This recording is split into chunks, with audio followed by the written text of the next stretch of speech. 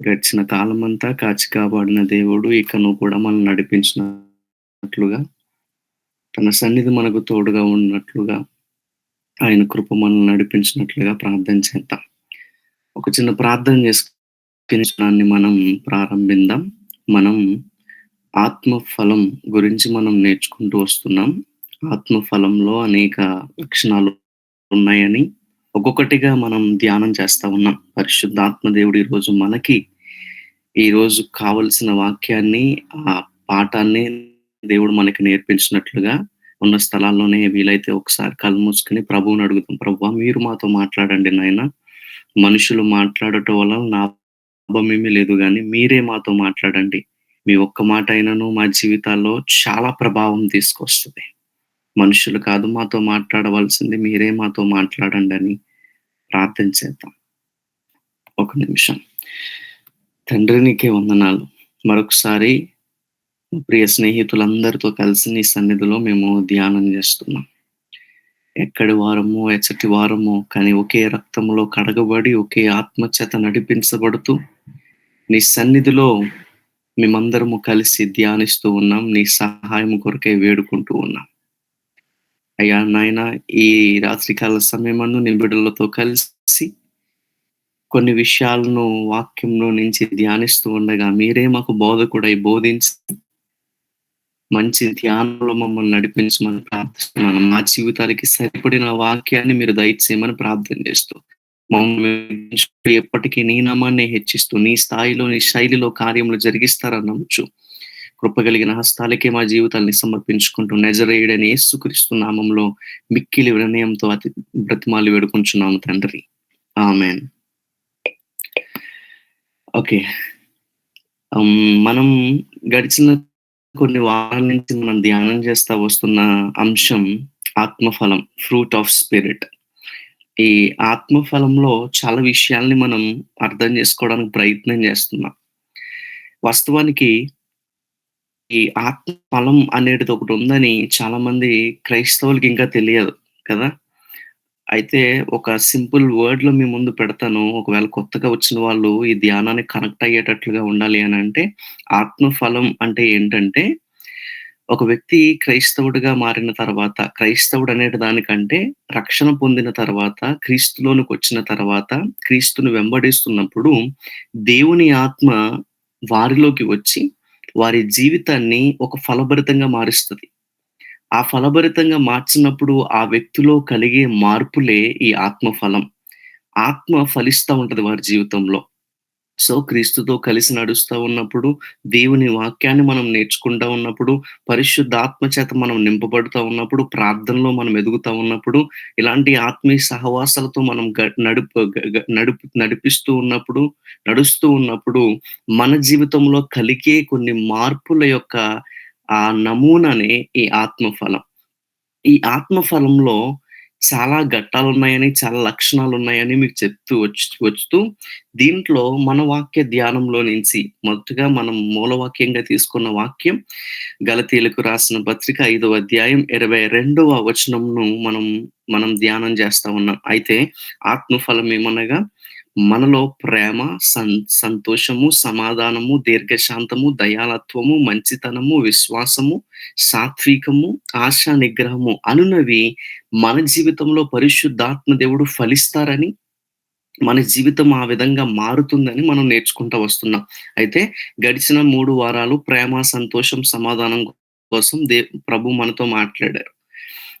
ఖచ్చితంగా ఆ విషయాలు మన జీవితానికి చాలా ఇంపార్టెంట్, చాలా ముఖ్యమైనవని నేను అనుకుంటున్నాను. నేర్చుకున్నాము. మనమందరం కలిసి ఆ విధంగా ప్రభువు మాటలను ప్రకారం మనం కొనసాగించడానికి ప్రభు కృప చూపారు.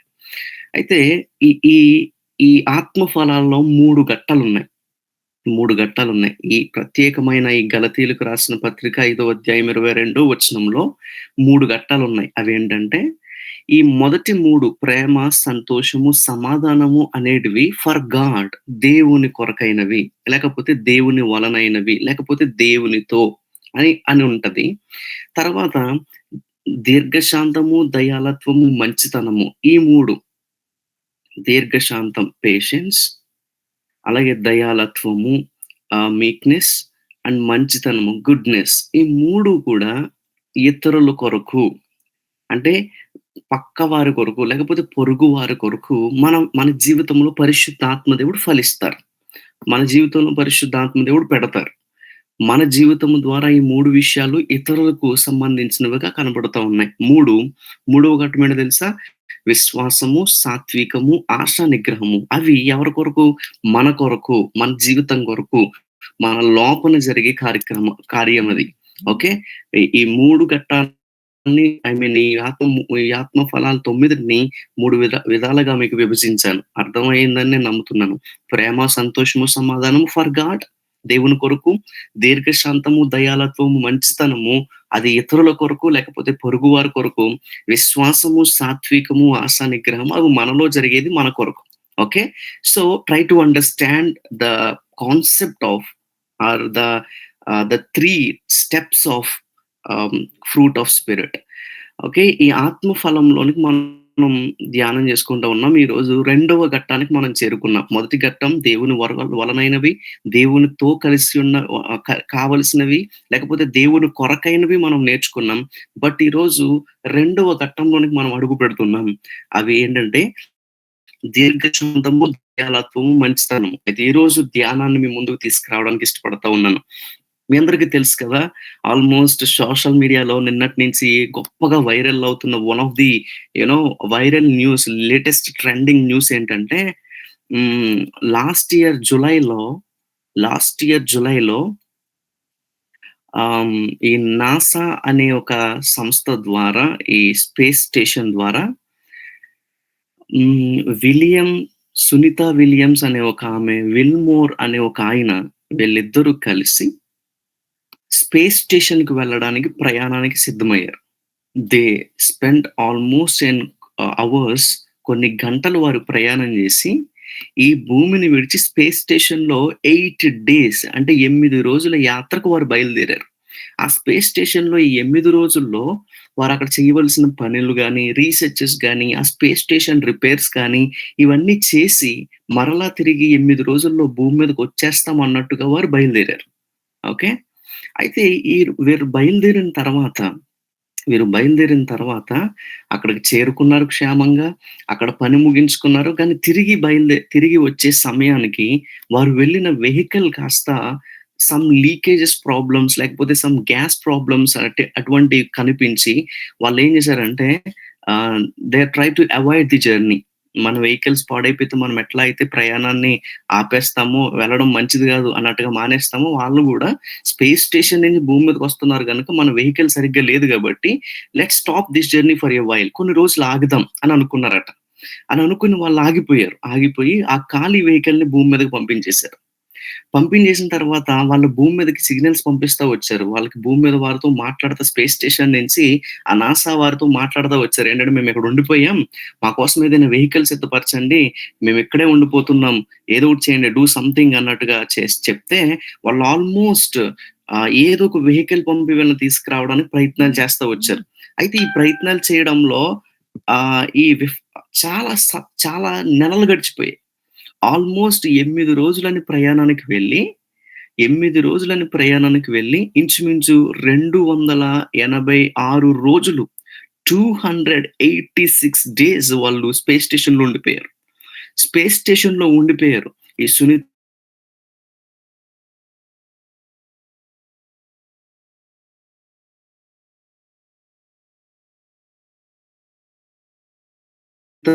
మొన్నెప్పటి నుంచో ప్రయత్నాలు చేస్తూ ఈ మధ్య ఆ స్పేస్ స్టేషన్‌కి మరలా ఒక యంత్రాన్ని, ఒక మిషన్‌ని స్టార్ట్ చేసి, ఆ స్పేస్ స్టేషన్‌కి పంపి, వాళ్ళని క్షేమకరంగా భూమి మీదకి తీసుకురావడం కోసం మరొక ఇద్దరిని ఆస్ట్రోనట్స్‌ని పంపించి, వాళ్ళని క్షేమంగా భూమి మీదకి తీసుకొచ్చారు. అయితే ఈ తరుణంలో వాళ్ళు క్షేమంగా నిన్నటి దినాన అనగా బుధవారం ఆహ్, ఉదయం వారు క్షేమంగా ఫ్లోరిడా అనే రాష్ట్రం అంటే నేనుంటున్న రాష్ట్రంలో నాకు దగ్గరగా ఒక దగ్గరలో వాళ్ళని ల్యాండ్ చేయడం జరిగింది.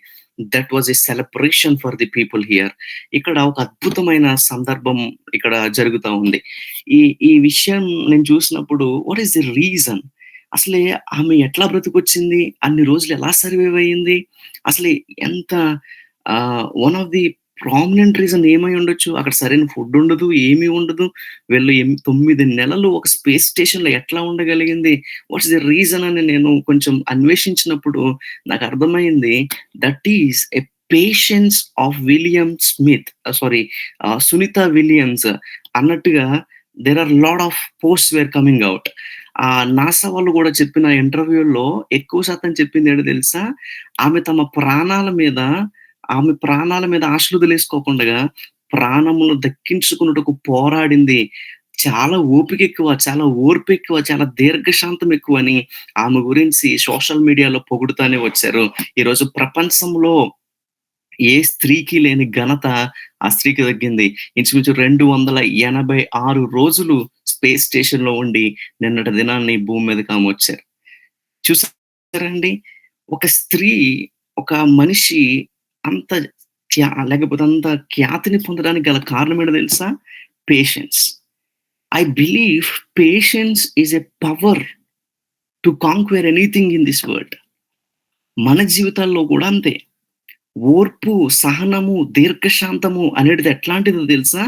మన జీవితంలో ఏదైనా సాధించగలమని రుజువు పరిచేదే ఈ స్ పేషెన్స్. అలాంటి ఒక లక్షణం పరిశుద్ధాత్మ దేవుడు మనకిస్తారట. అలాంటి ఒక లక్షణం దేవుని బిడలగా మనకు కలుగుతదట. సో, దీర్ఘశాంతం అనేటిది మన జీవితంలో చాలా ఇంపార్టెంట్. చాలా మందికి అన్నీ ఉంటాయి. All they are having all other kinds but they don't have patience. చాలా మంది జీవితాల్లో అన్నీ చూస్తాం. ప్రేమను చూస్తాం, సంతోషంగా ఉంటారు, డబ్బులుంటాయి, అన్నీ ఉంటాయి. కానీ there are lot of things they are losing because they don't have patience, enough patience. And Bible గ్రంథంలో గూడా మీరు చూస్తే గొప్పగా వాడబడిన ప్రతి వ్యక్తి జీవితంలో కూడా ఈ లక్షణం మనం చూస్తాం. దీర్ఘశాంతం, లాంగ్ సఫరింగ్ అనేది మనం చూస్తాం. ఏవండీ కొన్ని ఉదాహరణలు మీకిస్తాను జాగ్రత్తగా ఆలోచించేద్దాం. అబ్రహామును ఊరకనే మొదటి రోజున పిలిచి, రెండో రోజున ఇస్సాకునిచ్చేసి, నాలుగో రోజున ఆశీర్వదించలా. మోషేని మొదటి రోజు పిలిచి, రెండో రోజున లీడర్‌ని చేసి, మూడో రోజున ఇశ్రాయేలుని విడిపించి 40,00,000 మందికి సేవకుని చేయలేదు. దావీదును మొదటి రోజు అభిషేకించేసారు అని వాక్యం చెప్తుంది గానీ, దావీదు అభిషేకించబడిన తర్వాత 25 సంవత్సరాలు అతను తరం పడ్డాడు. 25 సంవత్సరాలు అతను సౌలు చేత హింసలు పొందాడు. 25 సంవత్సరాలు 25 long years he suffered to enter as an king in the palace. అలాగే బైబిల్‌లో ఏ భక్తుని జీవితాన్నైనా మనం చదవండి. అపోస్తలుడైన పౌలు దమస్కో గేట్ దగ్గర అతన్ని దేవుడు దర్శించారు. అతను సేవకుడయిపోయాడు అని అంటాం గానీ, అసలే పౌలు గారి జీవితాన్ని చదివితే మనకర్థమైతది. అతని సేవలోకి వచ్చింది after 15 years of his calling. 15 సంవత్సరాలు దేవుడు అతన్ని అనేకమైన మార్గాల గుండా తిప్పిన తర్వాత ఇంచుమించు 17 సంవత్సరాల తర్వాత ఆయన సేవలోకొచ్చాడు. So, all Christian lives are all biblical characters in Bible have this quality, unique quality of long suffering. దీర్ఘకాలిక లేకపోతే ఎక్కువ కాలం శ్రమ పడడం అనేది బైబిల్‌లో ఉన్న చాలా మంది భక్తుల జీవితాల్లో మనం చూస్తాం. In fact hour God is also long suffering God. దేవుడు కూడా దీర్ఘశాంతుడై ఉన్నాడు. అలాగే తన ప్రజల్ని కూడా దీర్ఘశాంతం వహించాలని కోరుకుంటున్నాడు. మై ఫ్రెండ్స్ ఈరోజు దేవుని వాక్యం వింటున్న మనందరము నేర్చుకోవాల్సిన మరొక లక్షణం, కలిగి ఉండవలసిన మరొక లక్షణం, క్రైస్తవులమని చలామణి అయిపోతున్న మనకి క్రీస్తు బిడలగా ఉండవలసిన ఒక లక్షణం ఏంటో తెలుసా? దీర్ఘశాంతం. దీర్ఘశాంతం మనం కలిగి ఉండాలి. దీర్ఘశాంతం అంటే ఏంటండి? ఏమవుతదో మనకు తెలీదు. కానీ ప్రశాంతంగా ఉండాలి. ఏమవుతదో మనకు తెలీదు. ఓర్చుకొనుండాలి. ఏమవుతదో మనకు తెలీదు. మన చుట్టూ ఏం జరుగుతుందో మనకు తెలీదు. ఇతరులు మన గురించి ఏం మాట్లాడుకుంటున్నారో మనకు తెలీదు. లేకపోతే మన జీవితం ఏమైపోతుందో మనకు తెలీదు. బట్ స్టిల్ మనం ప్రశాంతంగా బ్రతకడం లేకపోతే మనము ఒక ఓర్పుతో సహించుకుంటా ఓకే లెట్ ఇట్ బి దేవుడు నాకున్నాడులే అని బ్రతికే తత్వమే దీర్ఘశాంతం. ఓకే. సో, ఈ దీర్ఘశాంతం ఎటువంటిదో ఇంకొక ఉదాహరణ ఇస్తాను మీకర్థమైతది. ఇంకొక ఉదాహరణ ఇస్తాను. ప్రతి ఫ్రూట్‌కి పైన కవర్ ఉంటది కదా! ప్రతి ఫ్రూట్‌కి పైన కవర్ ఉంటది. ఇప్పుడు ఇక్కడ 4 ఫ్రూట్స్ పెట్టాను గదా! ఈ 4 ఫ్రూట్స్‌కి లేకపోతే 3 కైండ్స్ ఆఫ్ ఫ్రూట్స్ ఉన్నాయి ఇక్కడ. ప్రతి ఫ్రూట్ పైన గూడా ఒక లేయర్ అనేది ఉంటది. ఈ పైన లేయర్ ఏం చేస్తది తెలుసా? ఆ ఫ్రూట్‌లో ఉన్న జ్యూస్‌ని గాని, ఆ ఫ్రూట్‌లో ఉన్న ఆ పదార్థాన్ని గాని బయటకి రాకుండగా, బయటదేది లోపలికెళ్ళి దాన్ని పాడు చేయకుండగా it's a layer. It's a layer over that fruit. ఇక్కడ బనానా కనపడుతుంది. బనానాకి ఒక కవర్ ఉంటది. లేకపోతే ఇక్కడ యాపిల్ కనపడుతుంది. యాపిల్ ప్రతి ఫ్రూట్ ఏ ఫ్రూట్ అయినా చూడండి. కొన్ని ఫ్రూట్స్ మనం కవర్ పీల్ చేసి తింటాము. కొన్ని ఫ్రూట్స్ మనం డైరెక్ట్ అట్లానే తినేస్తాం. లైక్ యాపిల్, జామకాయ తర్వాత there are some fruits like that. So just imagine ఈ లేయర్ అనేది ఆ ఫ్రూట్‌ని ఎట్లా అయితే కాపాడుతుందో, ఈ దీర్ఘశాంతం అనేది పరిశుద్ధాత్మ వలన కలుగు మిగతా లక్షణాలన్నిటిని కాపాడుతది. You got it? You got this? ఈ ఫ్రూట్ లోపలున్న దాన్ని ఈ లేయర్ అనేటిది ఎలా కాపాడతదో, ఈ దీర్ఘశాంతం అనేటిది అంటే if you are not having this long suffering, నీలో ప్రేముండదు, నీలో సంతోషముండదు, నీలో సమాధానముండదు. ఆల్ 9 నీలో కనిపించే 9 గూడా పాడైపోతాయి. నీలో కనిపించే మిగతా 8 కూడా పాడైపోతాయి. ఈ దీర్ఘశాంతం అనే కవచం నీ జీవితంలో లేకపోతే, ఈ దీర్ఘశాంతం అనే ఆ షీల్డ్ నీకు లేకపోతే, ఈ దీర్ఘశాంతం అనే ప్రొటెక్షన్ నీకు లేకపోతే, ఇలా భరించడం నీకు నేర్చుకోకపోతే, సహించడం మనం నేర్చుకోకపోతే, ఈ క్రైస్తవ జీవితము పాడైపోతది. నథింగ్ గుడ్‌నెస్ విల్ బి మన జీవితంలో ఇంకా ఏ మంచితనము మిగిలి ఉండదు. మన లైఫ్ అనేది కొట్టుకుపోతది. మన లైఫ్ అనేది పాడైపోతది. మన లైఫ్ అనేది త్వరగా నాశనం అయిపోతది. So, as a Christian the patience or long suffering will protect all good things in our life. మన జీవితంలో ఈ ఈ ఈ ఈ సహనం అనేది, లేకపోతే ఈ పేషెన్స్ అనేది, లేకపోతే ఈ లాంగ్ సఫరింగ్ అనేది ఏదైతే ఉందో, అది మన జీవితంలో ఉన్న మంచి లక్షణాలన్నిటిని కాపాడుతదన్నమాట. ఉదాహరణకి గొప్ప ప్రసంగికుడిని ఒకసారి ఊహించుకుందాం. ఆయన స్టేజ్ ఎక్కి ఎంతో గొప్పగా ప్రసంగం చేశాడు. అబ్బో! అద్భుతం అనుకున్నాం. మనమందరం రికార్డ్ చేసుకున్నాం. ఇన్‌స్టాగ్రామ్స్‌లో లైవ్ ఇచ్చాం. యూట్యూబ్స్‌లో అతన్ని ఫాలో చేసాం. లేకపోతే సబ్‌స్క్రైబ్ చేసాం. అబ్బో! అతనంటే చాలా ఇష్టంగా ఉంది. ఓకే. అతను బాగా ప్రేమించే వ్యక్తి అని గూడా మనకు తెలుసు.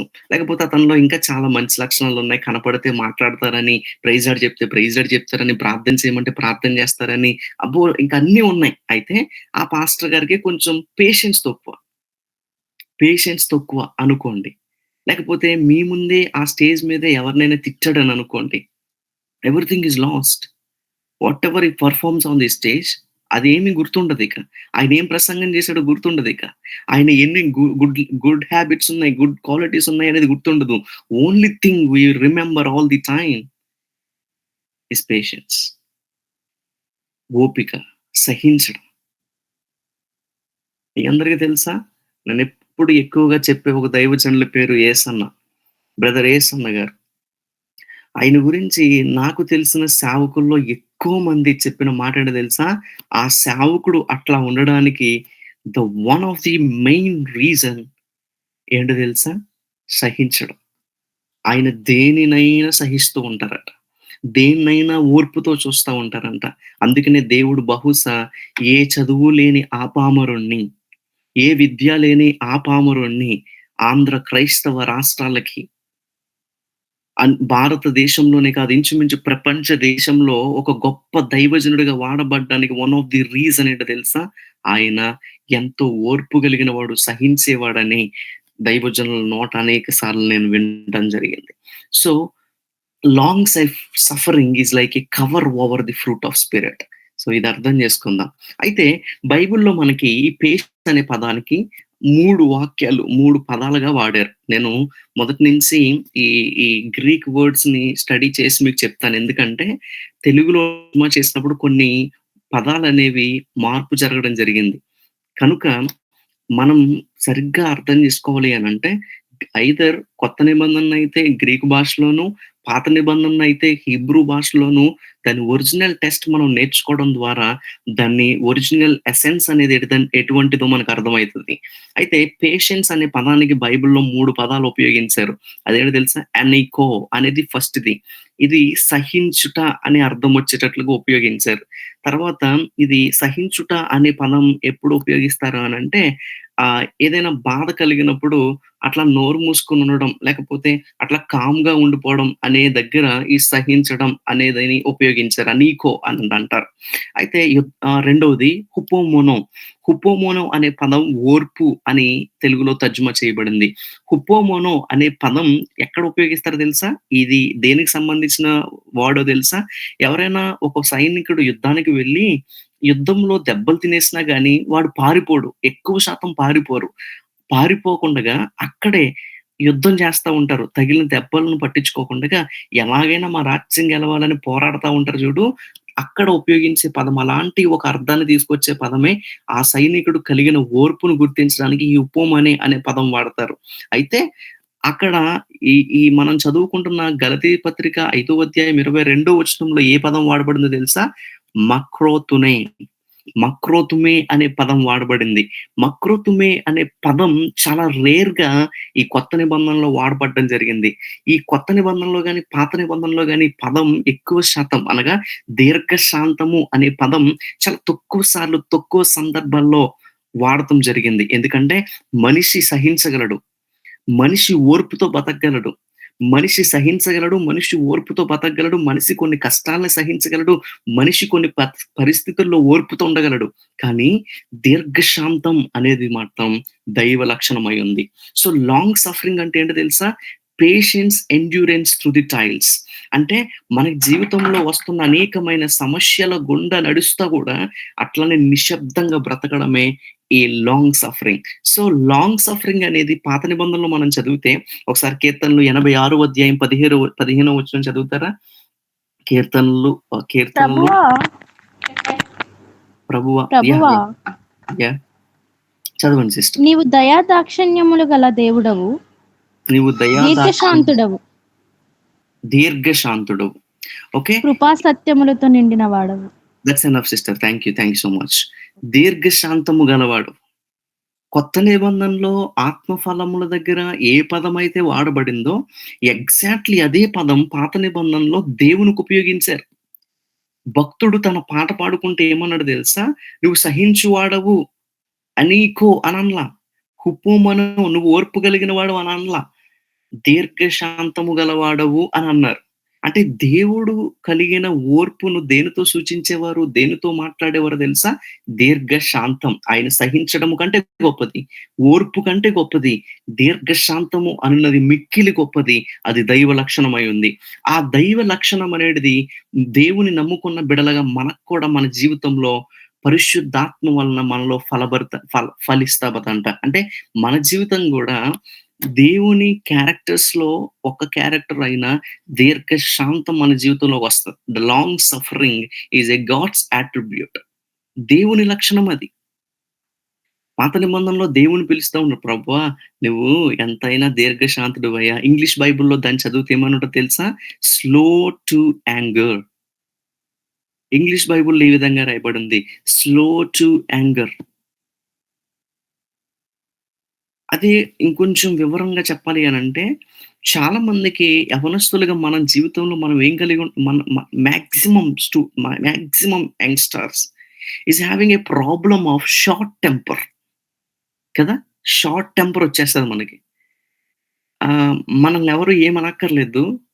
మనకు నచ్చంది ఏదైనా మన కంటి ముందు కనిపించినా, మనకు నచ్చంది ఏదైనా మన పేరెంట్స్ కనీసం ఇష్టమొచ్చిన కూర వండకపోయినా గూడా ఇంట్లో ఇష్టమొచ్చినట్టుగా ఫుడ్ లేకపోయినా గూడా, దే ఇట్స్ లైక్ మన మన బ్లడ్ అనేది ఎప్పుడు బాయిల్ అవుతూ ఉంటదని, లేకపోతే మన మన మన మన యాటిట్యూడ్ ఎప్పుడు ఎలాగుంటదో తెలుసా? Every time it's a short temper. ఊరకనే కోపమొచ్చేస్తది. ఊరకనే కోపమొచ్చేస్తది. So, you got my point? So, long suffering is a God's attribute. అంటే దానికి అపోజిట్ వర్డే. షార్ట్ టెంపర్‌కి అపోజిట్ వర్డే ఏంటో తెలుసా? Long temper. అంటే ఎక్కువ అసలు కోప్పడ్డు. ఆయన ఎక్కువ శాతం కోప్పడ్డు. చాలా స్లోగా కోప్పడుతుంటాడు. నువ్వెన్ని చెయ్యి స్లోగా కోప్పడుతూ ఉంటాడు. లేపోతే ఆయన భరిస్తా ఉంటాడు. ఎక్కువ కాలం నిన్ను భరిస్తా ఉంటాడు. ఒక విషయం చెప్పనా? ఈ భూమి ఇంత పాపం చేసేస్తున్నా గాని దేవుడు సర్లే కొన్నాళ్ళు చూద్దాం, సర్లే కొన్నాళ్ళు చూద్దాం. మారతారులే, మారతారులే, మారతారులే అన్నట్టుగా దేవుడు చూస్తా ఉన్నాడు కదా! ఇది దేవుని క్యారెక్టర్. సో, ఇలాంటి ఒక అద్భుతమైన లక్షణం మన జీవితంలో కూడా పరిశుద్ధాత్మ దేవుని వల్ల కలుగుతదట. You got my point? మనం గూడా ఆ విధంగానే మన జీవితంలో షార్ట్ టెంపర్ నుంచి విడుదల పొంది, దేవుని నమ్ముకున్న బిడలగా, దేవుడిని వెంబడిస్తున్న బిడలగా, దేవుని ఆత్మతో నింపబడిన వ్యక్తులుగా మన జీవితంలో కూడా ఈ షార్ట్ టెంపర్ కాస్త లాంగ్ టెంపర్‌గా మార్చబడతది. అంటే మనం ఎక్కువ శాతం భరించగలుగుతాం. ఏ విషయాన్నైనా గూడా భరించగలుగుతాం. అది కుటుంబానికి సంబంధించిన విషయమైనా, అది వ్యక్తిగతంకి సంబంధించిన విషయమైనా, అది ఫ్రెండ్స్‌కి సంబంధించిన విషయమైనా, అది ఒక హార్ట్ బ్రేక్ సిట్యుయేషన్ అయినా, there are lot of failures as I told many times. యవ్వన కాలంలో చాలా ఫెయిల్యూర్స్ ఒస్తాయి. చాలా సక్సెస్ ఒస్తాయి. If you keep a failures aside సక్సెస్‌తో మనం జీవితంలో ముందుకు వెళ్ళగలిగితే, ఒకవేళ మనం కొంతమంది ఏం చేస్తారో తెలుసా? సక్సెస్‌నన్నిటిని పక్కన పెట్టి ఫెయిల్యూర్స్‌తో ముందుకు వెళ్తా ఉంటారు. So, that's where the depression comes and exists in our life. So, ఈ ఈ యవ్వన కాలంలో మనకి చాలా కష్టాలొస్తాయి, ఫెయిల్యూర్సొస్తాయి. ఈ ఫెయిల్యూర్స్ అన్నిటిని గూడా మనం చాలా దీర్ఘశాంతముగా ప్రభువు ఆత్మ వలన కలుగు ఈ లక్షణము ద్వారా మనం ఎదుర్కోగలిగితే, దీర్ఘశాంతంగా మనం వెళ్ళగలిగితే, ఆ దీర్ఘశాంతంలో మనం ముందుకు పేషెన్స్‌గా మనం ముందుకు వెళ్ళగలిగితే, ఏదో ఒక రోజు దేవుడు కలగజేసుకుంటారు. Let me make you more clarify. Ah, Proverbs chapter 16 versus 32. ఇక్కడ రాసుంది గదా! ఒకసారి చదువుతాను వినండి. సామెతల పుస్తకము 16 అధ్యాయం 32 వచనంలో దేవుని వాక్యం ఈ విధంగా రాయబడి ఉంది. ఏంటో తెలుసా? పరాక్రమశాలి కంటే దీర్ఘశాంతము గలవాడు శ్రేష్ఠుడు. He who is slow to anger is better than the mighty. కోపమొచ్చేసి 100 మందిని కొట్టేసేవాడి కంటే, ఒక్క నిమిషం ఆలోచించి నెమ్మదిగా బ్రతికేవాడు, పేషెన్స్‌గా బ్రతికేవాడు శ్రేష్ఠుడంట. ఎట్లా అవుతాడు సార్? అసలు ఈ అబ్రివేషన్ ఈ రోజుల్లో కరెక్టేనంటారా? మేబీ బైబిల్ అప్‌డేట్ కావాలేమో బహుశా. ఈ వాక్యం చదివినప్పుడు ఒకవేళ ఈ సిట్యుయేషన్స్ చూసినప్పుడు జనాలకి ఎట్లని అనిపిస్తది గదా! Bible must be updated. ఇదెప్పుడో పూర్వకాలం రాసింది. అప్పుడు అలాగుండేయేమో రోజులు. ఇప్పుడు అలా లేవండి. మనం 10 మంది మీద పడిపోవాలి. ఒకడు 4 మాటలంటే మనం 40 మాటలనాలి. ఒకడు 4 దెబ్బలేస్తే మనం 40 దెబ్బలేయాలి. ఒకడు కేస్ పెడితే వారి మీద రిటర్న్ కేస్ పెట్టాలి. లేకపోతే అందరి మీద మనమే పెత్తనం చెలాయించాలి. అదే శ్రేష్టత్వం. అదే గొప్పతనం. లేకపోతే అదే ఈ లోకంలో బ్రతకాలంటే అలాగే బ్రతకాలి. నలుగురిని మోసం చేసినోడే ఈరోజు గొప్పగా బ్రతకగలడు అనే అనేకమైన ఆలోచనలు కలిగిన మానవులు ఈరోజు మనతో కలిసి జీవిస్తా ఉన్నారు. కానీ దేవుని వాక్యం నిన్న, నేడు, నిరంతరము కూడా ఏకరీతిగా ఉంది దేవుని వాక్యం. ఆయన వాక్యం కదలనిది. ఆయన వాక్యం స్థిరమైనది. ఆయన వాక్యం నిజమైనది. ఆకాశమును, భూమిని గతించిపోయినను కూడా నా మాటలు గతించవని చెప్పిన దేవుని వాక్యం సత్యమైనది. ఆయన వాక్యం ఈ విధంగా చెప్తుంది ఏంటో తెలుసా? పరాక్రమశాలి కంటే, మైటీ పర్సన్ కంటే, ఒక రాజు కంటే, ఒక గొప్ప పరాక్రమశాలి కంటే ఎవరు గొప్పోడంట? దీర్ఘశాంతము కలిగిన వాడు గొప్పోడు. అంటే ఏమి చేయకుండగా అలా నెమ్మదిగుండేవాడిని. ఈరోజు లోకం ఏమని పిలుస్తది తెలుసా వాడిని? నిజంగా తగ్గుంటే ఏమని పిలుస్తది తెలుసా? చేతకానోడు అని పేరు పెడతది లోకం. అంతే గదండీ! నలుగురు మనల్ని 4 మాటలంటున్నారు. ఏం లేదులే దేవుడు జూసుకుంటారులే అని వదిలేస్తే నీ పేరేంటో తెలుసా? చేతకానోడు. ఈరోజు సిట్యుయేషన్స్ అన్నీ నీకు యాంటీగొచ్చేసాయి. అయినా కూడా దేవుని వాగ్దానం ఉంది నీ జీవితం పట్ల. అట్లానే కొనసాగుతున్నావు. దేవుడి మీద అపరిమితమైన నమ్మకంతో కొనసాగుతా ఉన్నావు. అయితే ఇప్పుడు నీకు దేవుడు పెట్టే పేరేంటో తెలుసా? చేతకానివాడు. ఈమెకేమి చేత గాదు. ఈవిడికేమి చేత గాదు. వీడు మనల్ని ఏం చెయ్యలేడు. వీళ్ళకి డబ్బు లేదు, వీళ్ళకి ధనం లేదు, వీళ్ళకి అది లేదు, వీళ్ళకి అర్హత లేదు, వీళ్ళకి సామర్థ్యం లేదు. అందుకనే చేతకాని వాళ్ళుగా ఎట్లా ఉండిపోయారు? అని లోకం మనల్ని పెట్టే పేరు చేతకానివాడు. కానీ బైబిల్ మనకు పెట్టే పేరేంటో తెలుసా? శ్రేష్ఠులు. I am no need to explain what is meaning of betterness. శ్రేష్ఠుడు అన్న మాట నేను వివరించక్కర్లేదు. Almost everybody nose. ఈ లోకంలో శ్రేష్ఠుడెవరట? పరాక్రమశాలి కంటే, యుద్ధాలు జరిగించు వారి కంటే, రోషము కలిగిన వారి కంటే, ప్రపంచాన్ని ఏలే రాజుల కంటే, ప్రపంచాన్ని కూల్చే రాక్షసుల కంటే, అందరికంటే శ్రేష్ఠులు ఎవరో తెలుసా? దీర్ఘశాంతం గలవారు, భరిస్తా ఉండేవారు, నెమ్మదిగా విషయాన్ని ఆలోచించేవాళ్ళు, ఏమి చేయకుండగా నాకు దేవుడున్నాడులే అని అనుకునేవారు చాలా శ్రేష్ఠులట. My friends, today this is a God's calling for your life. దేవుడు ఒకవేళ మీ జీవితాలతో మాట్లాడుతూ ఉంటే జస్ట్ సరెండర్ అంటు గాడ్. ఒకవేళ నీ సిట్యుయేషన్‌లో కూడా నువ్వేం చేయలేని పరిస్థితుల్లో చేతకాని వాళ్ళలాగా ఉండిపోతే లోకం నిన్ను అలా పిలుస్తుందేమో, కానీ బైబిల్ నిన్ను శ్రేష్ఠుడని పిలుస్తుంది. ఏం చేయలేని నిస్సహాయ పరిస్థితిలో ఉండిపోయి అంతా ఎవరెన్ని మాటలన్నా నీ నోరు మెదపకుండా ఉన్నావు చూడు. ఎన్నో మాటలు చెవిన పడినా కూడా నీ నోరు ఒక్క మాట కూడా మాట్లాడట్లేదు చూడు. అలాంటి కండిషన్‌లో మనం ఉండిపోతే నీ పేరే శ్రేష్ఠుడు. ఎందుకంటే వాక్యం ఈ విధంగా చెప్తుంది. పరాక్రమశాలి కంటే దీర్ఘశాంతం గలవాడు చాలా శ్రేష్ఠుడు. సో, ఇట్లాంటి ఒక అద్భుతమైన లక్షణం, ఇట్లాంటి ఒక ఆ దీర్ఘశాంతం అనేది లక్షణం, దేవుని ఆత్మ మనలోనికి వచ్చినప్పుడు మన క్యారెక్టర్ దీర్ఘశాంతం అయిపోతది. దేన్నైనా భరించగలం. ఎటువంటి సిట్యుయేషన్ అయినా భరించగలం. ఎలాంటిదైనా టేకప్ చేయగలం. ఏవండీ, బైబిల్‌లో భక్తులు ఎంత దీర్ఘశాంతులండి. నాకీ all time favourite, one of the favourite person in the Bible హోషేయ. హోషేయ ప్రవక్త. అసలే ఆయన మించిన వ్యక్తి లేడనిపిస్తది నాకు. ఆయనకి వచ్చిన శ్రమ అంతా ఇంతా కాదండి. ఆయన జీవితం ఎట్లాంటిది? ఆయన ఒక గొప్ప సేవకుడు. అయితే ఆ సేవకుడు ఒకరోజు దేవుడేమని చెప్పాడో తెలుసా? ఎంత దీర్ఘశాంతమో చూడండి. ఎంత దీర్ఘశాంతమో చూడండి. ఎంత నెమ్మదిగా తన జీవితాన్ని నడిపిస్తా ఉన్నాడో చూడండి. దేవుడు ఒకరోజు హోషేయతో చెప్పాడు. "హోషేయ, నువ్వు మ్యారేజ్ చేసుకోవాలి." "అయ్యా, నాకింకా టైం కాలేదులే అయ్యా. తర్వాత ఎప్పుడైనా చేసుకుంటాలే. ఇప్పుడు సేవ కదా ఇంపార్టెంట్, చేసుకో." "సర్లే, చేసుకుంటాను." "ఎవరిని చేసుకోవాలి?" ఎవరిని చేసుకోమంటే ఆళ్ళని బహుశా అప్పుడనుకుంటున్నాడు హోషేయ, నన్ను దేవుడు పెళ్లి చేసుకోమన్నాడు కాబట్టి బహుశా నన్ను ఒక గొప్ప వ్యక్తిని ఎవరినో నన్ను చూపిస్తాడు. ఒక సేవకురాలిని చూపిస్తాడు. ఆ సేవకురాలిని ఎళ్లి పెళ్లి చేసుకోవాలి నేను అని అనుకుంటున్నాడు మనసులో. కానీ దేవుడు అతనితో చెప్పారేంటో తెలుసా? ఇదిగో, గొమోరా అనే ఒక వ్యభిచారి ఉంది. ఆమె గురించి నాకెందుకు తెలీదు? ఇప్పుడు ఆమె ఆమె గురించి ఎందుకిప్పుడు? ఆమె పెద్ద పనికిమాలింది. అనేక సార్లు చర్చ్‌కొచ్చింది, మారుమనసు లేదు. ఎన్నో సార్లు ఎన్నో సార్లు రక్షణ పొందుతానంది. కానీ ఏ మార్పు లేదు జీవితంలో. అలాంటి దాని కోసం ఎందుకు మాట్లాడుతున్నావు ప్రభువా? అనంటే, లేదు, నువ్వు ఆమెనే ఎళ్లి పెళ్లి చేసుకోవాలి. సేవంటే చేస్తాం గానీ, అట్లాంటివి మేమెందుకు చేస్తాం ప్రభువా? సేవంటే చేయడం ఈజీయే. నలుగురికెళ్లి వాక్యం చెప్పడం అంటే ఈజీయే. Taking task into our life. ఈరోజు సేవకులకి, పాత నిబంధన సేవకులకి తేడా ఏంటో తెలుసా? ఈరోజు కేవలం చెప్పే సేవకులున్నారు. కానీ ఆ రోజు చేసే సేవకులున్నారు. దేవుని చిత్తాన్ని తమ జీవితంలోకి తీసుకునే సేవకులెక్కువున్నారు. ఈరోజు సమాజానికి నేర్పించే సేవకులెక్కువున్నారు. కానీ సహజంగా జీవితంలోనికి తీసుకునే సేవకులు తక్కువైపోయారు. కానీ ఆ రోజు హోషేయ ఏం చేశాడో తెలుసా? దీర్ఘశాంతము కలిగిన వాడై ఉండి, ఒక వ్యభిచారిని పెళ్లి చేసుకున్నాడు.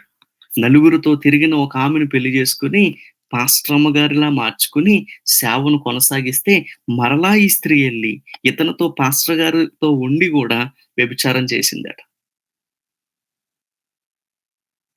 ఎంత దీర్ఘశాంతం భక్తులకు. ఇట్లా ఒక్కొక్క జీవితాన్ని మనం చూసుకుంటూ ఎళ్ళిపోతే, ఒక్కొక్కరి జీవితం ఒక్కొక్క విధముగా దేవుడు మార్చేసిండు. What a kind of patience! ఈరోజు మన జీవితంలో గూడా దేవుడు కలగజేసుకొని ఏదైనా చెయ్యాలి అని ఒకవేళ నువ్వు ఆశిస్తే, నేనంటాను, ఈ లక్షణం మనకు రావాలి. ఇటువంటి గొప్ప లక్షణం మన జీవితంలో ఏలుబడి చేయాలి. మన జీవితంలోకి ఎలాంటి ఒక లక్షణం రావాలి ఖచ్చితంగా. Praise the Lord. Being calm in every situation. ప్రతి కండిషన్‌లో, ప్రతి కండిషన్‌లో గూడా నెమ్మది కలిగి ఉండడం మనం నేర్చుకోవాలి. మనం అనుకుంటాం, పరాక్రమశాలి కంటే దీర్ఘశాంతం గలవాడు ఎట్లా శ్రేష్ఠుడవుతాడు? ఇదెలా సాధ్యం? వై? ఎందుకట్లా? హౌ? ఎలా? ఈ 2 ప్రశ్నలకి మనం సమాధానం వెతుకుతాం. So, long suffering is nothing but patiently waiting upon or waiting for God to intervene. Long suffering అనేది ఏంటి? లాంగ్ సఫరింగ్ అనేది ఎలాంటిదో తెలుసా? దేవుడు మన జీవితాల్లో కలగజేసుకునేంత వరకు కూడా ఒక విషయాన్ని మనం భరించడమే. మరలా చెప్తున్నాను. దేవుడు మన విషయంలో కలగజేసుకునేంత వరకు. లాంగ్ సఫరింగ్ అంటే హౌ లాంగ్? లాంగ్ సఫరింగ్ అంటే ఎంత కాలం? లాంగ్ సఫరింగ్ అనంటే ఇంక జీవితాంతం అని ఇట్లానే కొనసాగాలా? ఇంక జీవితాంతం ఇవే బాధలా? జీవితాంతం ఇవే కష్టాలా? జీవితాంతం ఇట్లానే ఏగాలా? లేదు లేదు. దేవుడు కలగజేసుకునేంత వరకు సహనముతో దేవుని కొరకు ఎదురు చూడడమే long suffering. You got my point? మన జీవితంలో గూడా సేమ్ టు సేమ్. కొన్ని విషయాల కోసం నువ్వు దేవుని దగ్గర కనిపెడుతూ ఉన్నావు జూడు. Let God to be intervene until the day that is called as a long suffering. How long? The answer is this God to intervene. Until the God to intervene. దేవుడు మన జీవితాల్లో కలగజేసుకునేంత వరకు మనము ఏదైనా విషయాన్ని భరించడమే. భరించడమే. మేము చిన్నప్పుడు జాగ్రత్తగా ఒక విషయం చెప్తాను. మా నాన్నమ్మ గారికి ఆహ్, ఇది పాడుండేది. అంటే పాడంటే మీకు తెలుసు కదా! గేదెలు, ఆవులు అవుండేవి. ఈ గేదెలు, ఆవులున్నప్పుడు పొలానికెళ్ళి వాటి కోసం పచ్చగడ్డి కోసుకొస్తారు. బహుశా మీకు తెలిసే ఉంటది. ఓకే. పచ్చగడ్డి కోసుకొస్తా ఉండేవారు.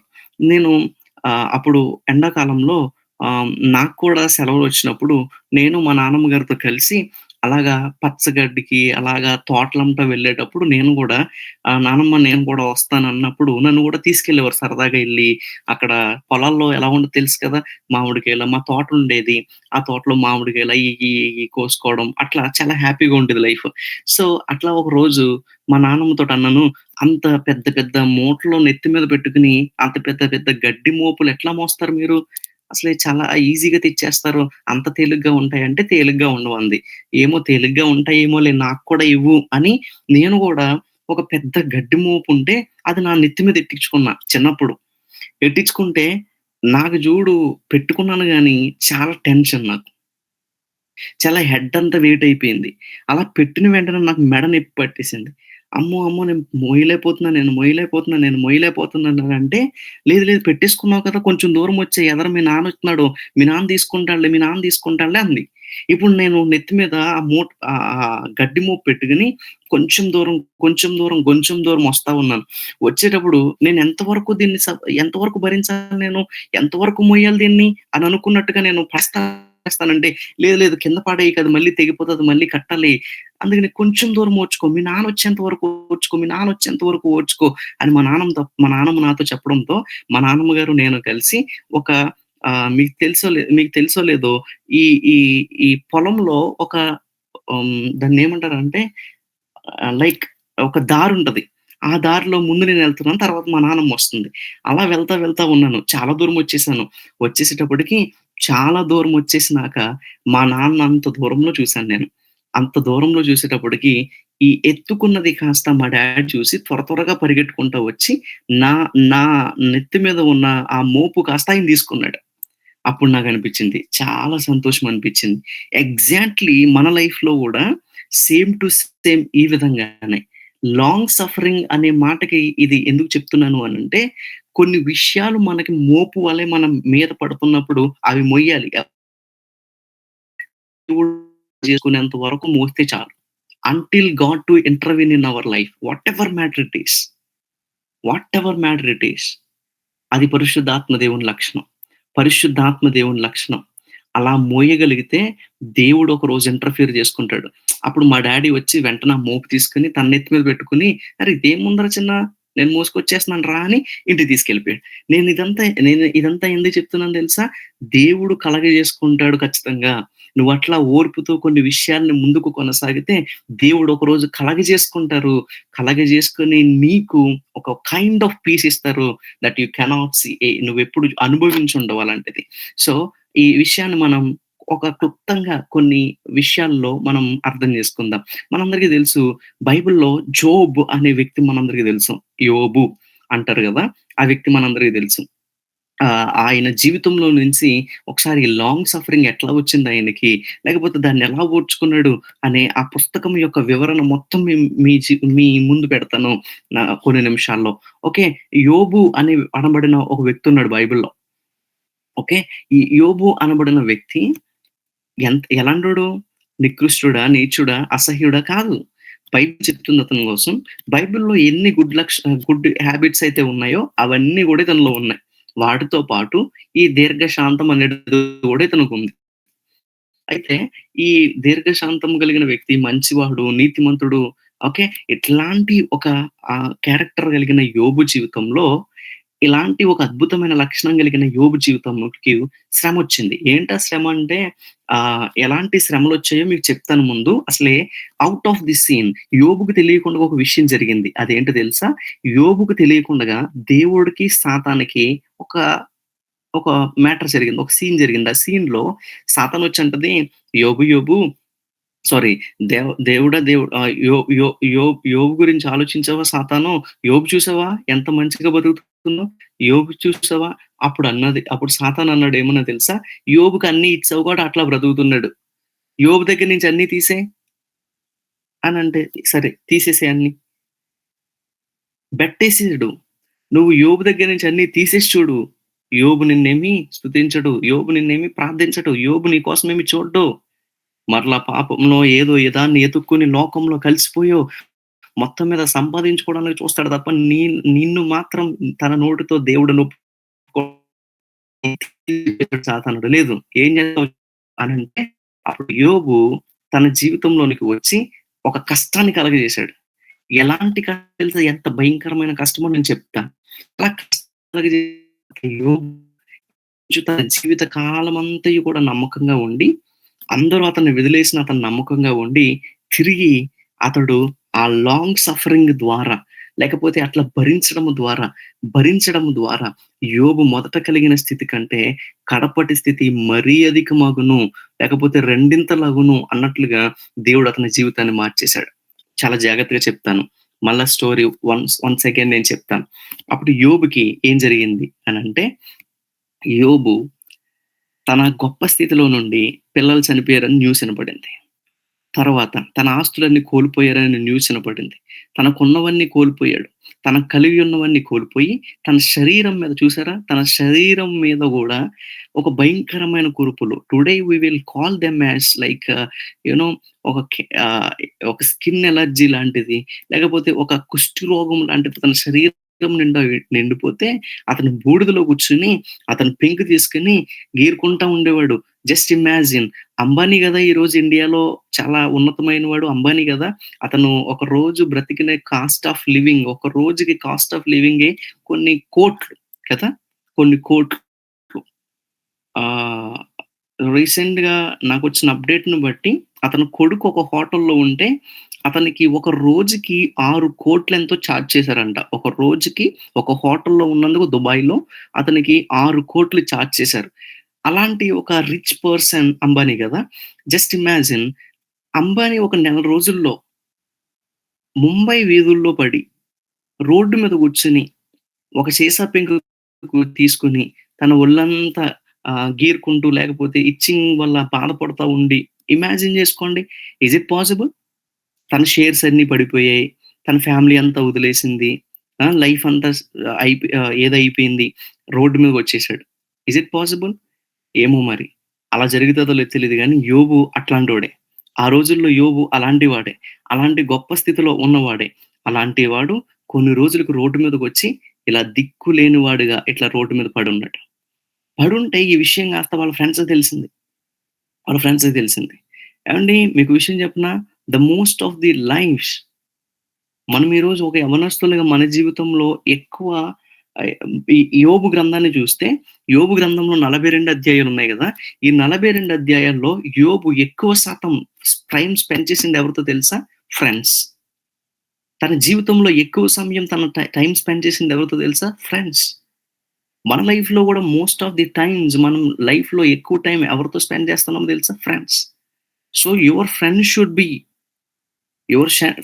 Be good. మన స్నేహితులు మంచి వాళ్ళై ఉండాలి. ఎందుకో తెలుసా? మన జీవితంలో ఎక్కువ టైం మనం వాళ్ళతో స్పెండ్ చేస్తా ఉన్నాం. వాళ్ళతో స్పెండ్ చేస్తా ఉన్నాం. నేనంటాను, యోబు స్నేహితులు ఎలా మాట్లాడారో పక్కన పెట్టండి. యోబు స్నేహితులు ఎటువంటి వారో పక్కన పెట్టండి. యోబు స్నేహితులు అతని గురించి తప్పుగా మాట్లాడారో, ఎక్కువ మాట్లాడారో పక్కన పెట్టండి గానీ, యోబు అట్లాంటి టైంలో ఉన్నాడని అనిపించుకోగా తెలియగానే ఎలీఫస్, బిల్దాద్, జొఫార్ అనే ముగ్గురు స్నేహితులు యోబు కోసం వారున్న స్థలాల నుంచొచ్చి యోబుతో పాటు 7 రాత్రులు, 7 పగళ్ళు తిండి లేకుండగా, తిప్పలు లేకుండగా వాళ్ళు యోబుతో కలిసి they spend on the roads. అలాంటి ఇసుకలో కూర్చొని పడిపోయారంట. Do you have a friends like this? ఒకవేళ ఇలాంటి కండిషనొస్తే మనల్ని పట్టించుకునే స్నేహితులున్నారా? But Job had. యోబుకి అట్లాంటి స్నేహితులున్నారు. మనం అలాంటోళ్ళు గాదు. మేబీ మనకున్న ఫ్రెండ్స్ అలాంటోళ్ళు గాదు. మేబీ నేను చెప్పగలను నా ఫ్రెండ్స్ అలాంటోళ్ళు గాదు. కానీ అట్లాంటి స్నేహితులను కలిగి ఉండడం దేవుని కృప అని కూడా నేనంటాను. మనం అలా పడిపోతున్న పరిస్థితుల్లో మనల్ని లేవనెత్తే ఒక స్నేహితుడు, అలాంటి సహవాసం అలాంటి సహవాసం మనం పొందుకోవాలి మన జీవితంలో. అయితే యోబు అలాంటి పరిస్థితిలో పడిపోతే, ఈళ్ళ స్నేహితులు 7 రాత్రులు ఏవండీ ఒక హాస్పిటల్‌కెళ్ళి 7 రోజులు ఉండరు ఈరోజు. కానీ అలాంటిది ఒక రోడ్డు మీద, ఒక మైదానంలో, ఒక ఇసుకలో 7 రాత్రులు ఈ ముగ్గురు స్నేహితులు యోబు కోసం కూర్చున్నారు. What a great friendship it is. అయితే అసలు యోబు దగ్గరికి ఆళ్ళొచ్చిన తర్వాత యోబు దగ్గరికొచ్చి వాళ్ళేం చేశారో తెలుసా? యోబు నువ్వేదైనా పాపం చేసుంటావయ్యా, నువ్వేదైనా తప్పు చేసుంటావు క్షమించమని అడుగు దేవుడిననంటే, ఆళ్ళ ఫ్రెండ్స్‌లో ఇంకొక ఫ్రెండ్ ఉన్నాడు. ఇంకొక యవనస్తుడు ఎలీహు అని ఇంకొక అతనొచ్చి, "అరేయ్! అరేయ్ ఫ్రెండ్సో, లేకపోతే యోబు ఫ్రెండ్సో, లేకపోతే యోబు గారు, దేవుడు లేకపోతే మీ జీవితంలో ఈ విషయాన్ని తన మేబీ ఆహ్, టెస్ట్ కింద లేకపోతే ఒక పరీక్ష కింద దేవుడు మిమ్మల్ని పెడుతున్నాడు. మీరు చేసిన తప్పులను బట్టి కాదని" ఎలీహు అనే ఒక అతనొచ్చి చెప్పాడు. మన జీవితంలో గూడా కొన్ని సార్లు మన ఫ్రెండ్స్ మనల్ని మిస్‌లీడ్ చేసినప్పుడు దేవుడు మరొక మంచి ఫ్రెండ్‌ని పంపించి అసలు జరిగిన విషయాన్నేంటో నీకు గుర్తు చేస్తా ఉంటారు కొన్ని సార్లు. అలాంటప్పుడు మనం రియలైజ్ అవ్వాలి. అట్లాంటప్పుడు మనం రియలైజ్ అవ్వాలి. So, there must be a godly friendships. There must be a godly friendship. మన జీవితంలో మనకి ఒక దైవ సంబంధమైన స్నేహితులు కూడా మన జీవితంలో మనకవసరం. అయితే మొత్తం మీద ఇదంతా జరిగిపోయింది. ఫ్రెండ్స్‌తో ఆ డిస్కషన్ మొత్తం జరిగిపోయింది. ఆయన కండిషన్ ఎట్లాంటిదో తెలుసా? ఆయన కండిషన్ ఎట్లాంటిదో, ఈ విషయాలన్నీ మీకు వివరించి నేను వాక్యాన్ని ముగిస్తాను. మొట్టమొదటిది ఆర్థిక నష్టం. వింటున్నారా? ఆర్థిక నష్టం. Maybe I am crossing my time. I will close soon. Okay. ఆర్థిక నష్టం. మొదటి అధ్యాయం 13, 17 చదివితే అతడు కలిగి ఉన్నదంతా తన స్టాక్స్ అన్నీ గూడా తన తన తను కొన్న ఆ స్టాక్స్ అన్నీ గూడా ఒకేసారి లేకపోతే తను కలిగి ఉన్నవన్నీ కూడా ఒకేసారి నష్టపోయాడు. He became zero. ఆయన అకౌంట్స్ గాని, క్రెడిట్ స్కోర్స్ గాని ఈ రోజు భాషలో మాట్లాడుతున్నాను. ఆయనకున్న సమస్తము కూడా సీల్ చేసేసింది. గవర్నమెంట్ సీల్ చేసిందో ఏమైందో తెలీదు. మొత్తం పోయింది ఒకేసారి. అతను కలిగి ఉన్న పొలాలు, పంట పొలాలు అన్నీ పోయాయి. తర్వాత పిల్లల నష్టం. ఒకే రోజు పిల్లలందరూ చచ్చిపోయారు. తర్వాత ఒక పక్కన పోనీ ఇవి లేకపోతే మరలా సంపాదించొచ్చులే, ఏం గాదులే అని అనుకునే కొన్ని రోజులకే తన శరీరం మొత్తం పాడైపోయింది. తన శరీరం మొత్తం పాడైపోయింది. తన శరీరం మొత్తం కుళ్ళు పట్టేసింది. తర్వాత మానసిక మరియు భావోద్వేగ బాధ. అతని జీవితంలో ఏం జరుగుతుందో అర్థం గాని పరిస్థితి. ఈరోజు చాలా మంది మన జీవితాన్ని కూడా కదిలించే స్థితి ఇదే. మన చుట్టూ జరుగుతున్న పరిస్థితులను బట్టి మన జీవితానికి, మన లైఫ్‌కి ఏమైపోయిందనే బాధ ఎక్కువ. Depression. It's a kind of depression. 1-26 వరకు ఆ వచనాల్లో యోబు యొక్క డిప్రెషన్ మనం చూస్తా ఉన్నాం.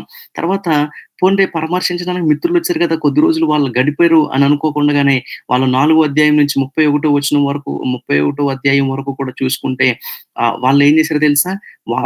కాస్త పరామర్శించడానికి వచ్చి వాళ్ళే ఎత్తు పొడుస్తున్నారు. వాళ్ళే అనేకమైన మాట్లాడుతున్నారు. తప్పు చేస్తే దేవుడు వదులుతాడేంటి అన్నట్టుగా మాట్లాడుతున్నారు. యోబుని సరిగ్గా అర్థం చేసుకున్న వ్యక్తులు ఒక్కడును లేడు. తర్వాత దేవుడే విడిచిపెట్టాడన్నట్లు భావించడం. నన్ను దేవుడు వదిలేసాడులే అని అనుకుంటున్న పరిస్థితి. ఒకవేళ ఇలాంటి సిట్యుయేషన్స్ మన లైఫ్‌లో కూడా ఉంటాయి కదా! మనం ఏదైనా ఒక ఒక పరీక్షలో మనం వెళ్తున్నప్పుడు, లేకపోతే ఒక శ్రమలో మనం వెళ్తున్నప్పుడు, ఇలాంటి ఒక పరిస్థితి మన జీవితంలో కూడా వస్తది. తర్వాత కుటుంబమే అర్థం చేసుకోకపోవడం. అన్నిటికంటే బాధాకరమైన సిట్యుయేషన్ ఏంటో తెలుసా? లోకమంతా అగెయినెస్ట్ అయిపోయినా సరే, కొన్నిసార్లు కుటుంబంలో చూపించే ప్రేమను బట్టి అవన్నీ మర్చిపోతా ఉంటాం కదా! అమ్మ చూపించే ప్రేమ, నాన్న చూపించే ప్రేమ, అక్క పట్టించుకునే ఆ విధానం ఇవన్నీ గూడా మన లైఫ్‌లో కొన్ని విషయాల్ని మనకి జ్ఞాపకం చేయవు. కానీ యోబు విషయంలో అట్లా జరగల. అవన్నీ బాలేదు అనంటే వాటితో పాటు తన భార్య కూడా తనను అర్థం చేసుకోలేదు 9లో. ఇట్లా ఇదంతా ఒక ఎత్తయితే దేన్నైనా భరించగలం గానీ, దేవుని నిశ్శబ్దాన్ని మాత్రం మనం భరించలేం. అర్థమవుతుందండి? మనం ఈ లాంగ్ సఫరింగ్ చేసేటప్పుడు యోబు తన జీవితంలో లాంగ్ సఫరింగ్ చేసేటప్పుడు ఏదైనా భరించాడు. కానీ 30వ అధ్యాయం 20వ వచనంలో యోబు అంటాడు. నేను చదివించడానికి టైం లేదు కాబట్టి నేను చెప్పట్లేదు. దేవుని నిశ్శబ్దం. ఒక దైవజనుడు ఈ విధంగా అన్నాడు. ఏమనో తెలుసా? ఒక దైవజనుడు ఈ విధంగా అన్నాడు. ఏమనంటే, దేవుని నుంచి ఎంత శిక్షొచ్చినా నేను భరిస్తాను గానీ, నీ నిశ్శబ్దాన్ని మాత్రం నేను భరించలేను యేసయ్య. కదా! ఎంత గొప్ప మాటది. ప్రభువా! నీ సన్నిధిలో ఎంత శిక్షనైనా నేను భరిస్తాను. ఎందుకంటే, శిక్షలో నన్ను పట్టించుకుంటున్నావనే ఆనందం నేను చూసుకుంటున్నాను. కానీ నువ్వు నాతో మాట్లాడకపోతే, నువ్వు నిశ్శబ్దం అయిపోతే నేను భరించలేను. దేవుని నిశ్శబ్దం చాలా ఘోరం. అది కూడా పార్ట్ ఆఫ్ లాంగ్ సఫరింగ్. ఒకవేళ దేవుడు నీ జీవితంలో గూడా నిశ్శబ్దంగా కొన్ని రోజుల నుంచి ఉండిపోతున్నాడా? అది కూడా భరిస్తున్నావా? కొన్నాళ్ళు భరించు.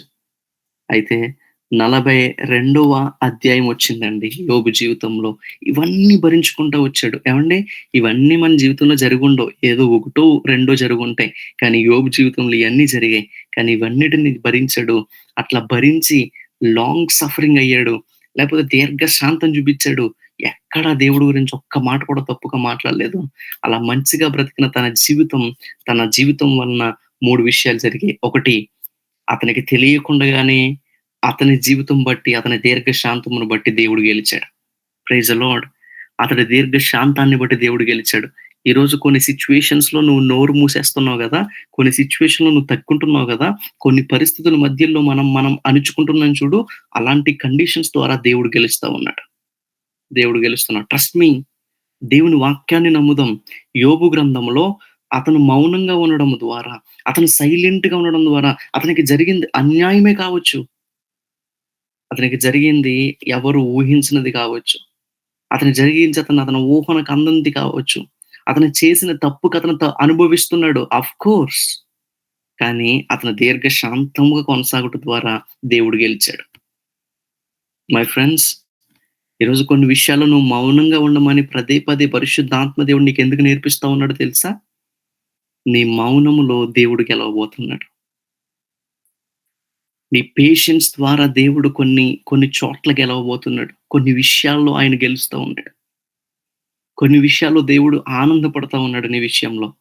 నువ్వు సైలెంట్‌గా ఉండడం చూసి, నిన్నెవరైనా ఏమన్నా మాట అన్నా, నీకు తెలియకుండా ఒకళ్ళు నీ గురించి చెడుగా మాట్లాడినా నువ్వు మౌనంగా ఉంటున్నావు చూసావా?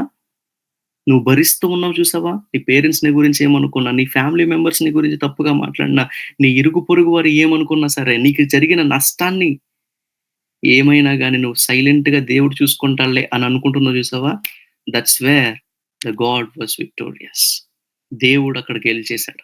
దేవుడు అక్కడ సంతోషంగా ఉన్నాడు. 2, యోబు తను ఇట్లా దీర్ఘశాంతం వహించడం వల్ల, ఛీ! ఏం జీవితం ఇంకా మరలా ఏం పొందుకున్నా గాని అతని జీవితం బ్లెస్ అవ్వదు అని అనుకున్న టైంలోనే 42వ అధ్యాయంలో ఏం జరిగిందో తెలుసా? అతని లైఫ్ డబుల్ బ్లెస్సింగ్‌గా మారిపోయింది.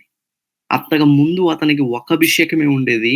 కానీ అతను ఓర్చుకోవడం ద్వారా, అతడు భరించడం, దీర్ఘశాంతము చూపించడం ద్వారా అతడు ప్రతి విషయంలో డబుల్ అయ్యాడు. My friends, God is putting some troubles and trials in your life not to put you down. మన జీవితంలో దేవుడు కొన్ని విషయాలను అనుమతించేది మనల్ని కృంగదీయడానికి కాదు. Let you to promote into another extent. తర్వాత భాగంలోనికి, ఇంకొక పోర్షన్‌లోనికి, డబుల్ బ్లెస్సింగ్‌లోనికి దేవుడు నిన్ను తీసుకెళ్ళడానికి. ఇంకొక గొప్ప ఉద్దేశంలోనికి దేవుడు నిన్ను నడిపించడానికి, అతని ప్లాన్‌లోకి నిన్ను తీసుకెళ్ళడానికి. So, don't worry. బాధపడొద్దు. కొన్ని సిట్యుయేషన్స్ నీకు యాంటీ అయిపోయినా బాధపడొద్దు. ఆ సిట్యుయేషన్స్‌లో నుండి నువ్వు దీర్ఘశాంతం వహించగలిగితే కొద్ది రోజుల్లో ఆయన ఇంటర్‌వెన్ చేసుకుంటాడు. ఆయన కలగజేసుకుంటాడు. ఆయన కలగజేసుకొని ఏ సిట్యుయేషన్‌లో అయితే నువ్వు స్ట్రగుల్ అయ్యావో, ఒకప్పుడు నీకు ఏ సిట్యుయేషన్ అయితే ఉందో అలాంటి సిట్యుయేషన్ పోయిందని అనుకుంటున్నావేమో, God is going to bring you back to the double anointing. రెండంతల అభిషేకం, రెండంతల ఆశీర్వాదం, రెండంతల కృప దేవుడు నీ మీద కురిపించబోతాడు. When you have the heart of long suffering. మూడవది overcoming devil. This is very prominent thing in our life. అపోస్తలుడైన పౌలు పదే పదే సంఘానికి చెప్తా వచ్చాడు. ఒక క్రైస్తవుడిగా మారిన తర్వాత నీ పోరాటం రక్త సంబంధులతో కాదు. నీ పోరాటం రక్త మాంసములతో కాదు. నీ పోరాటం ఇరుగు పొరుగు వారితో కాదు. The moment you started to be long suffered. నువ్వు దేవుని సన్నిధిలో దీర్ఘశాంతం వహిస్తూ ఉన్నప్పుడు దేవుడు చేస్తాడులే, ఏదైనా చేయని. కొడుకుల్ని చంపేశాడు, కూతుర్ని చంపేశాడు సాతానుగాడు ఇంకా తనకు కలిగి ఉన్నవన్నీ తీసేశాడు. ఎవ్రీథింగ్ అతని జీవితంలో సమస్తమును తీసేశాడు. మౌనముగా దేవుని కోసం వేచి ఉన్నాడు. సాతానుడు ఓడిపోయాడు. దేవుని ముందు తల ఉంచుకున్నాడు. యోబు సాతానును గెలిచేశాడు. యేసు ప్రభువుల వారు సాతాను తలను చితక త్రొక్కడం కాదు, యోబు కూడా సాతాన్ని గెలిచేశాడు. ఈ మాటను బట్టి మనకు అర్థం చేసుకోవాలి. Long suffering of job is resulted in 3 things: victory for the lord, the double blessing and overcoming devil. ఈ 3 విషయాలు మన జీవితంలో జరుగుతాయి ఖచ్చితంగా. When you have this essence of fruit in our life. ఈ ఈ ఈ ఈ ఆత్మ ఇచ్చు ఫలములలో మరొక అంశం, ఇతరుల కొరకు కలిగి ఉండవలసిన అంశం ఏంటో తెలుసా? దీర్ఘశాంతం. అలాంటి లక్షణం నువ్వు కలిగి ఉంటే, అట్లా ఓర్చుకోగలిగితే, అట్లా ఎంత కాలమైనా సహించగలరు. ఎంతో కాలం కాదు, దేవుడు కలగజేసుకునేంత కాలం, దేవుడు నీ మోపు తీసుకునేంత కాలం, నీ మీద పెట్టబడిన భారం ఆయన మీద తీసుకునేంత కాలం, అంతవరకు వెయిట్ చేయగలిగితే God is gonna bless you. దేవుడు నిన్ను ఆ విధంగా దీవిస్తారు. So let's suffer like a Job and let's win and victorious life like a Job. ఆ విధముగా దేవుడు కృప చూపి నడిపించును గాక. సో లాంగ్ సఫరింగ్ అనేది చాలా అద్భుతమైన విషయం అని మరొకసారి మీ అందరికీ తెలియజేస్తా ఉన్నాను. ఈరోజు ప్రపంచం మొత్తం సునీత విలియమ్స్ గురించి, విల్ మోర్స్ గురించి మాట్లాడుకోవడానికి వన్ ఆఫ్ ది రీజన్ అదే కదా.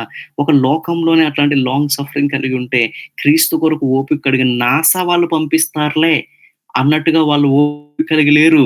విల్ మోర్స్ మన భూమి మీదకి వచ్చి చెప్పి మాట ఏంటో తెలుసా? క్రీస్తే మమ్మల్ని రక్షించాడు, సజీవుడైన యేసయ్యే మమ్మల్ని రక్షించాడని ఒక సాక్ష్యం పలికాడు. So he weighted upon lord అని నాకు అర్థమైంది కదా. వెయిటెడ్ అపాన్ లార్డ్, దేవుని కోసం అతను చూశాడు. నాసా ప్రభుత్వం పంపిస్తుంది, లేదా ట్రంప్ గెలిచాడు కదా, ట్రంప్ పంపిస్తాడని చూడలేవట వాళ్ళు దేవుడే మమ్మల్ని రక్షించాడు అనే టెస్టిమనీ వాళ్ళు భూమి మీదకి వచ్చిన తర్వాత ఇచ్చారు. ఇట్స్ ఆల్రెడీ వైరల్ అవుతుంది కదా, వాట్సాప్ ద్వారా మనం చూస్తా ఉన్నాం. సో నేనేం చెప్తానో తెలుసా? దేవుని కొరకు మనం ఎదురు చూస్తూ దేనినైనా భరిందాం. దేవుని కోసం ఎదురు చూస్తూ ఏదైనా భరిందాం. మన జీవితంలో వచ్చే ప్రతి దాన్ని భరిందాం. అది ఎలాంటిదైనా కావచ్చు, మరణమైనా లేకపోతే ఎట్లాంటి సిచ్యువేషన్స్ అయినా. Let stand fitness in the presence of the lord through all patience, endurance through the trials. That's what the long suffering, the gift of the it's a fruit of the spirit. So let us understand, let's pray. పరిశుద్ధాత్మ దేవుడిని సహాయం కొరకు అడుగుదాం. ఉన్న చోట్లోనే కళ్ళు మూసుకుందాం. దేవుడు నీతో మాట్లాడాడు, దేవుడు నాతో మాట్లాడాడు ఈరోజు అని నీకు అనిపిస్తే, దేవుడు నాతో మాట్లాడాడు అని నీకు అనిపిస్తే, ఉన్న చోటనే ఒక్కసారి కళ్ళు మూసుకోండి. Just raise your hand. దేవుడు నాతో ఈ విషయంలో మాట్లాడాడు. ఏ విషయంలో మాట్లాడినా just raise your hand and pray in the God's presence. దేవుని సన్నిధిలో దేవుని సన్నిధిలో మనల్ని మనం సబ్మిట్ చేసుకుందాం. దేవుడు మాతో మాట్లాడాడండి అన్న వాళ్ళు మీరు రైజ్ చేయండి హ్యాండ్‌ని. మీకోసం నేను ప్రార్థన చేస్తాను. హల్లెలూయా, హల్లెలూయా, హల్లెలూయా.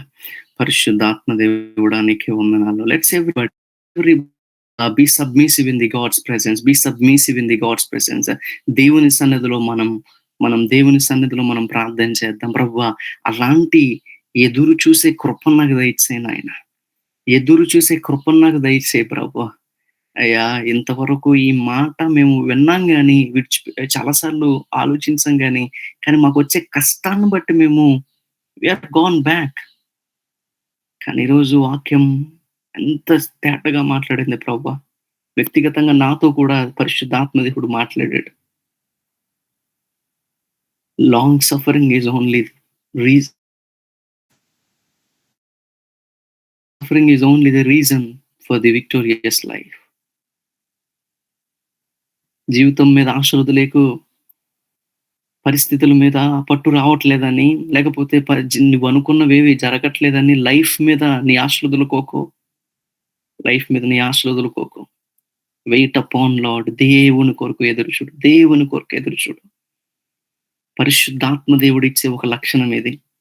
If you have an Holy Spirit, the heart of Holy Spirit in your life, submit life unto God. ప్రభా దేన్నైనా భరిస్తాను. నువ్వు కలగజేసుకునేంత వరకు ఆ విషయం కోసం నేను మాట్లాడను. నువ్వు కలగజేసుకునేంత వరకు ఆ విషయంలో నేను ఓర్చుకునే ఉంటాను. నువ్వు కలగజేసుకునేంత వరకు నేను ఓర్చుకునే ఉంటాను. యోబు అట్లానే ఉన్నాడు. దేవుడు ఒక రోజు కలగజేసుకున్నాడు. యోబు దీర్ఘశాంతం దేవునికి విజయం తెచ్చింది. యోబు దీర్ఘశాంతం యోబుకి దేవునికి సంతోషం తెచ్చింది. ఈరోజు నువ్వు ఏడ్చినా కొన్ని రోజులు పర్లేదు. నీ ఏడ్పే ఒక రోజు దేవునికి విజయం తీసుకురాబోతుంది. నీ కన్నీరే ఒకరోజు సాతానుని ఓడిపోయేలా చేస్తుంది నీవున్న స్థలంలో. నేను డబుల్ బ్లెస్సింగ్‌కి, డబుల్ ఆశీర్వాదానికి కారకులుగా చేస్తుంది. Let's pray. పరిశుద్ధుడా, ప్రేమ కలిగిన తండ్రి, ఎంతవరకు నీ వాక్యాన్ని నేర్చుకోవడానికి కృప చూపారు. నీ వాక్యం ద్వారా అనేకమైన విషయాలు మేము నేర్చుకున్నాం. Thank you God. ప్రభా మరొకసారి మా హృదయాలన్నిటిని కదిలించడానికి స్తోత్రాలు చెల్లిస్తున్నాను. Thank you for your move. నీ పరిశుద్ధాత్మ దేవుడా, నీ యొక్క సన్నిధి, నీ ప్రశాంతత అయ్యా నీ బిడ్డలందరికీ అనుగ్రహించబడును గాక. అయ్యో మరొక ఘట్టాన్ని ఇతరుల కొరకు మేము చూపించవలసిన ఫలంలో ఒక భాగము 2వ ఘట్టంలోనైనా అయ్యా నీకే స్తోత్రం. ఈ లాంగ్ సఫరింగ్ అనే విషయాన్ని మేము నేర్చుకున్నాం. దీర్ఘశాంతము కలిగి బ్రతుకుదుము గాక. వ్యక్తులతో దీర్ఘశాంతము ఉందుము గాక. ఏదైనా భరించే కృపలోనికి మేము వచ్చుదుము గాక. అటు రీతిగా కృప చూపి నడిపించి మమ్మల్ని మేము తగ్గించుకుంటూ ఎప్పటికీ నిన్నే హెచ్చిస్తూ, ఈరోజు ఎంతమంది అయితే వాక్యం చేత తాకబడ్డారో వారి జీవితంలో ఈ వాక్యం నెరవేర్చమని ప్రార్థన చేస్తూ, వారును ఒకవేళ ఇలాంటి ఒక యోబు లాంటి శ్రమల గుండా వెళుతుంటే కొద్ది రోజుల్లోనే వారు విజయం పొందుతున్నారనే సత్యం వారు గ్రహించినందుకు స్తోత్రాలు చెల్లిస్తూ, వారి జీవితాలు దీవించబడాలి, ఆశీర్వదించబడాలని, వారికి తోడుగా మీ ఆత్మ ఎటువంటి ఫ్రెండ్స్ వారి జీవితంలోనికి, వాళ్ళని ప్రోత్సహించే ఫ్రెండ్స్ ని వారి జీవితంలోకి నడిపించమని ప్రార్థిస్తున్నాను. There must be a good relations in their lives, O Lord, to enlarge them, to encourage them, to make them victorious in this journey of long suffering, O Lord. వేరే కృప చూపి నడిపించి నామను మహిమ తెచ్చుకోమని ప్రభువా, ఫ్రెండ్స్ అందరిని బట్టి స్తోత్రాలు చెల్లిస్తున్నాను. అయ్యా మీరిచ్చిన ఈ అద్భుతమైన సహవాసాన్ని బట్టి స్తోత్రాలు చెల్లిస్తున్నాను. నేను తగ్గించుకుంటూ మీ బిడ్డలందరినీ తండ్రి నీ కృపలో దాచిపెట్టమని ప్రార్థన చేస్తూ, మరలా నెక్స్ట్ మీట్ వరకు నీ సాన్నిధ్యం మాకు తోడు ఉంచమని ప్రార్థన చేస్తూ యేసయ్య నామములో అడిగి వేడుకొంచున్నాం తండ్రి. ఆమేన్. ఆమేన్. Thank you so much friends. Thank you to everyone. ఒకవేళ ఎక్కువ టైం నేను తీసుకుంటే I'm sorry, but I want to complete this subject. Thank you so much.